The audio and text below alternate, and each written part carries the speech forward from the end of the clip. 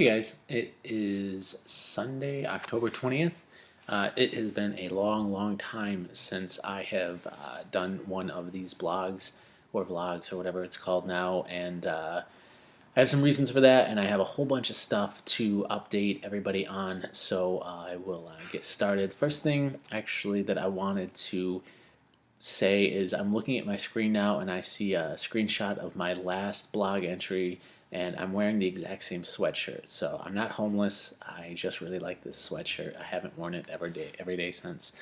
Okay, so one of the questions that I would be asking if I followed this blog, and there are at least two of you that do, is why so long between the updates? The number one reason would be pretty simple: laziness.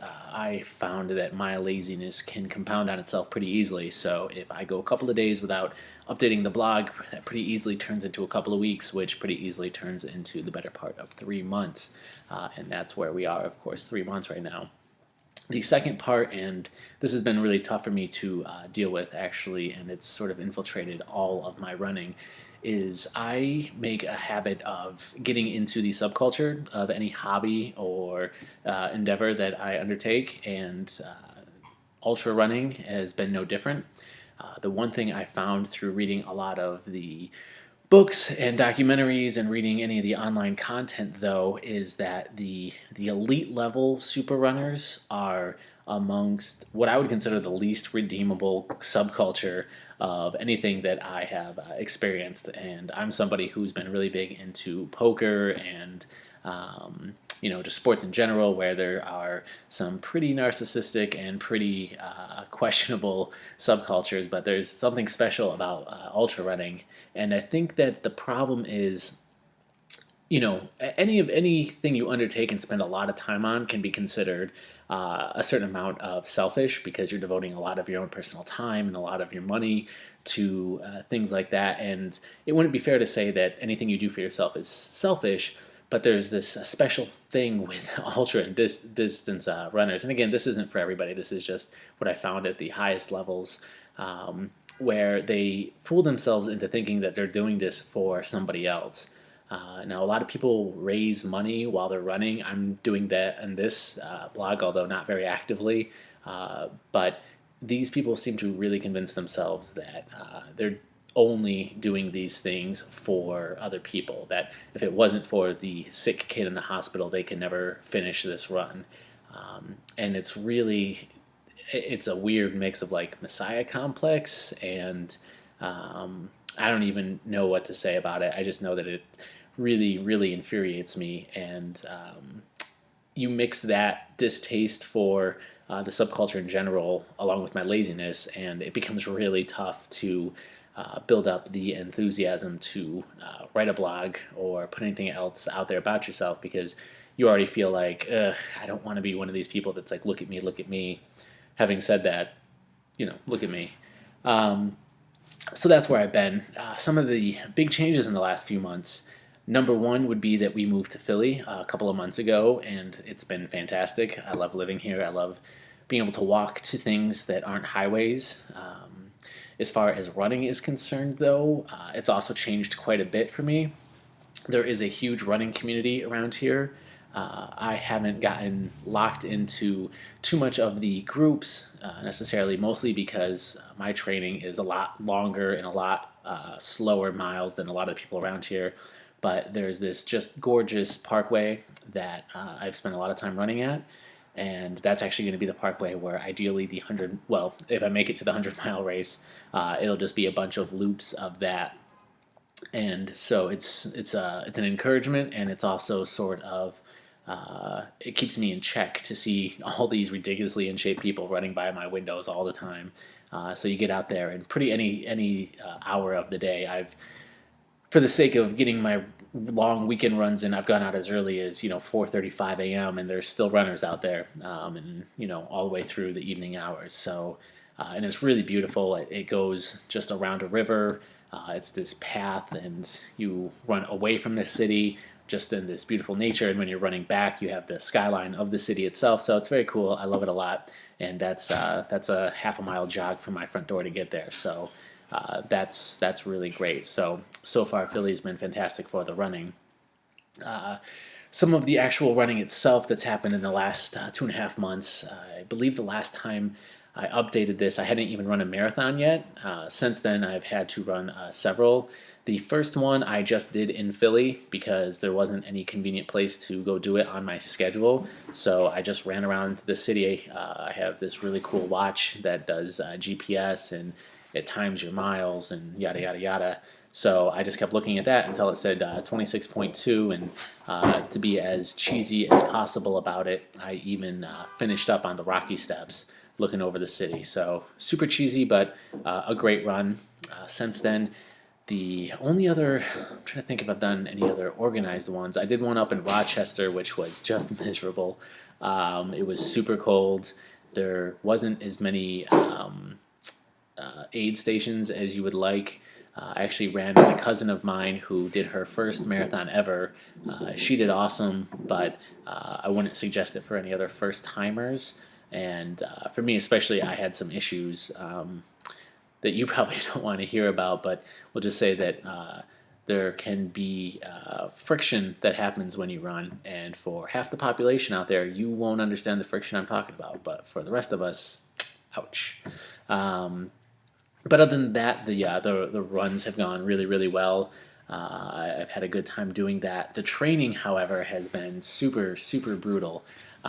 We got into the portion where I'm doing back-to-back long days on the weekend to try and prep for these big races. So on a Saturday, I might run 20 miles or be scheduled to run 20 miles, and then Sunday it's 15 or another 20. Or there have been a couple of weekends that have even been worse than that. I apologize for the sound. My dog is playing with Bone. Actually, hold on 1 second. Okay, I'm back. I would cut that out, but this is one long stream, and it's impossible to get these things to be decent. So I'm just going to leave that in there.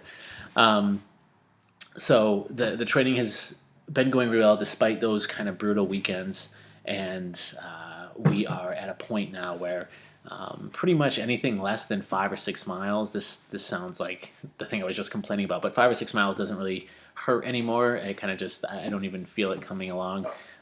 So that's a great thing. And a half marathon right now doesn't seem like a big deal. And I should preface all this by saying I train super, super slow. And that's kind of the whole point of training for ultras, at least for me, being a beginner. So nothing I'm talking about is impressive. It's just the ability to train your lungs and your legs to just go forever at a snail's pace. So that's me. I'm the forever really slow guy.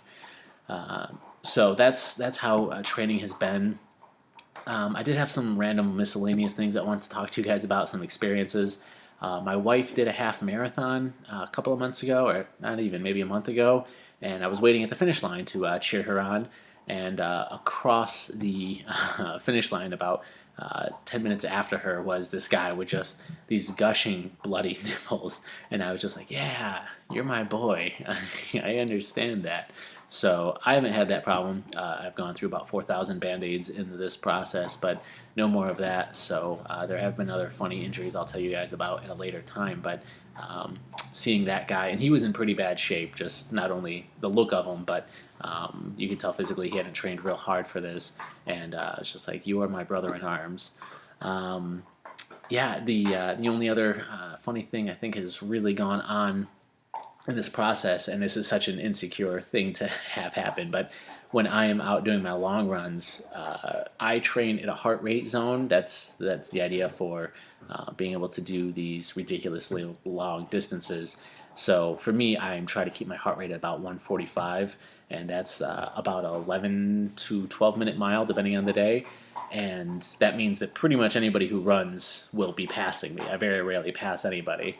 And the burning desire to get their attention every time somebody passes me and be like, hey, just so you know, you're much faster than me, but I'm going to do this forever, like they would care, or like that means anything. But it's a thought that just pops into my mind every single time somebody passes me, especially if in my my head I think I'm in better shape than you are. You shouldn't be passing me.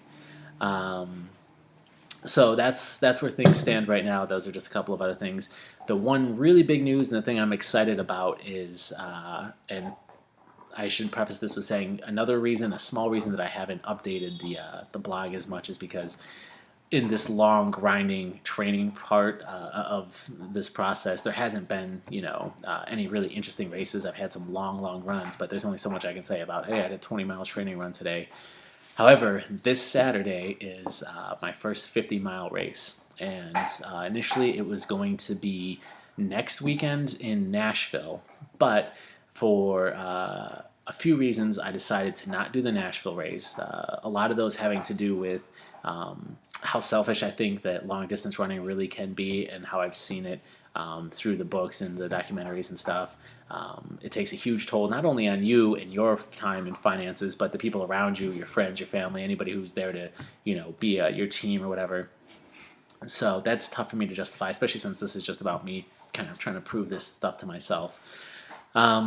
So instead of next week in Nashville, we're going to be doing this weekend, this Saturday in Philly, and I'm just going to run it by myself. I will have some support people that are going to just kind of set up camp at one spot. I'm going to do the 8-mile loop. Basically, I'm going to do the 100-mile race, but I'm going to do half of it. So I'll do the same course. It's an 8.45-mile loop, something like that. And I will do that, and hopefully it takes less than 12 hours. That's my goal. I run about 5 miles an hour, but that's only up to a marathon. So I haven't done more than a marathon consecutively yet in this process. So every time I finished a marathon, I knew I had plenty in me.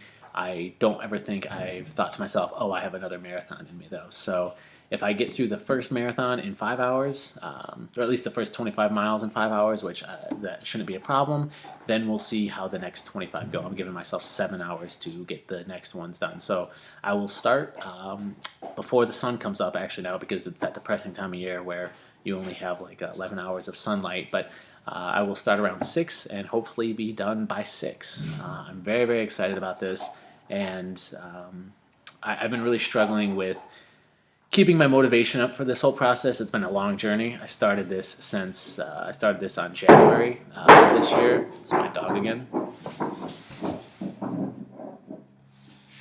Okay, I'll wrap this up. I started this in January, so it's been this huge grind. But now the 50-mile race is coming up, and that's the first time I've been really excited in a couple of months about running anyway. So once that's done, depending on how my body bounces back, depending on how I emotionally bounce back, I've considered the possibility of considering this just a journey to a 50-mile race. If I get through it and I feel great and I'm like, I got to do this next part, or if I just want to see, let's try, let's keep going for a little bit, then I will keep going. But I will absolutely update this blog this weekend after the race, even if it's just like a 30-second thing. So anyway, guys, that's where everything has been. Thank you so much. I've had a couple conversations with people that have been super sweet and said, hey, I like your blog. Please update it. That's unbelievably kind, and I really appreciate the encouragement. So that's what this is. I hope you guys enjoy it, and I will update this, I promise, in just a couple of days when I am after a 50-mile race. So I will talk to you guys later. Bye.